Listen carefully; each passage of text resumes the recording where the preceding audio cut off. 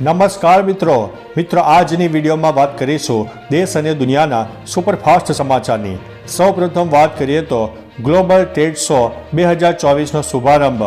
PM Narendrabhai મોદીએ ગાંધીનગર ખાતે vibrant Gujarat global trade show 2024નો શુભારંભ કર્યો હતો। આ ટ્રેડ શોના મલ્ટી સેક્ટોરલ પ્રદર્શનમાં દેશ વિદેશથી હજારોથી વધુ કંપનીઓ ભાગ લઈ રહી છે। આ ટ્રેડ શોમાં જુદા જુદા ક્ષેત્રોને લેવામાં આવ્યા છે। આ પ્રદર્શન ગુજરાતની આર્થિક ક્ષમતાને વિશ્વભરમાં ઉજાગર કરશે।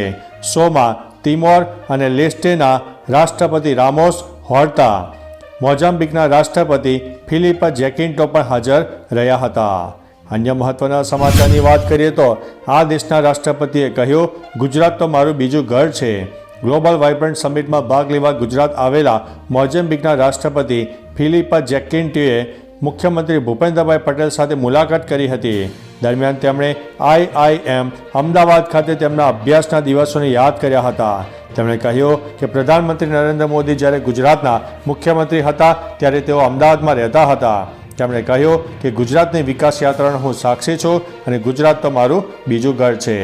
અન્ય મહત્વના સમાચારની વાત કરીએ તો વાઇબ્રન્ટ ગુજરાત ગ્લોબલ સમિટ 2024માં ભાગ લેવા પહોંચેલા રિલાયન્સ ઇન્ડસ્ટ્રીના ચેરમેન અને MD મુકેશ અંબાણીએ કહ્યું છે કે રિલાયન્સ ગુજરાતની કંપની છે અને હંમેશા રહેશે અને છે।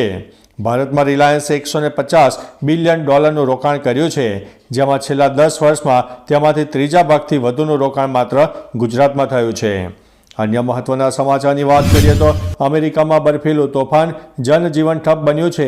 ભર શિયાળે મધ્ય અને પૂર્વ અમેરિકામાં બરફનું ભારે વાવાઝોડું આવતા જનજીવન અસ્તવ્યસ્ત થયું છે।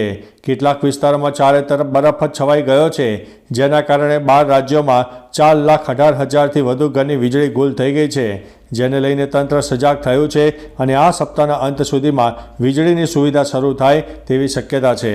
તો ચાલો મિત્રો, ફરીથી દેશ અને દુનિયાના સુપરફાસ્ટ સમાચાર લઈને મળતા રહીશો। ત્યાં સુધી અમને રજા આપશો। નમસ્તે।